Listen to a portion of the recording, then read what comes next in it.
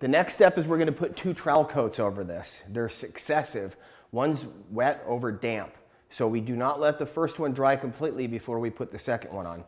But as was the case before, it's very important that we don't get drips around the edges. So the first thing we're going to do is wet the edges up again. Now this mix is 3 to 1. Remember, the first one was the brush coat. It was 2 parts countertop material to 1 part water.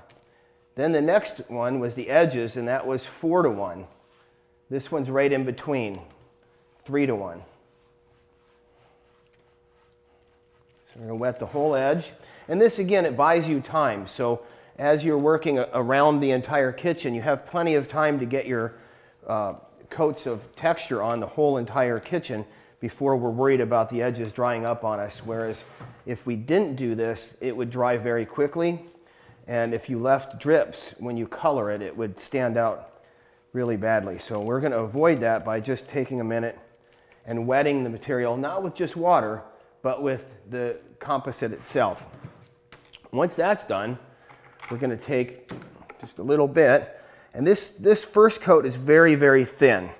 So we're going to use the trowel essentially to just put this on and then scrape it all the way off. We're just looking at filling in the profile we created with the brush. So we're going to spread it out.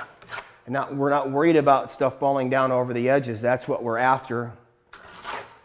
Because we've wet it, we're good with that. And then we're just going to use that to essentially just scrape that off.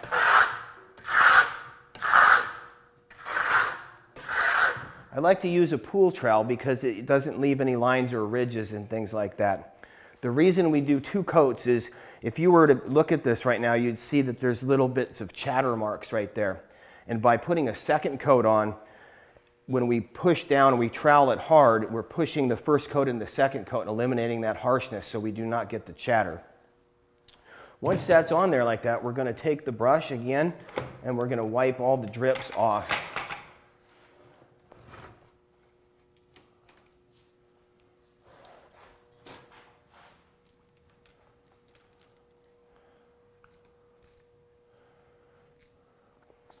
And then we let that dry a bit. We're not going to let it dry all the way. And the idea is if you're able to put a fingerprint in it without pulling material back off, that's about the time that we are able to go over it with a second coat. It's a big window, so we're not really concerned about exact timing.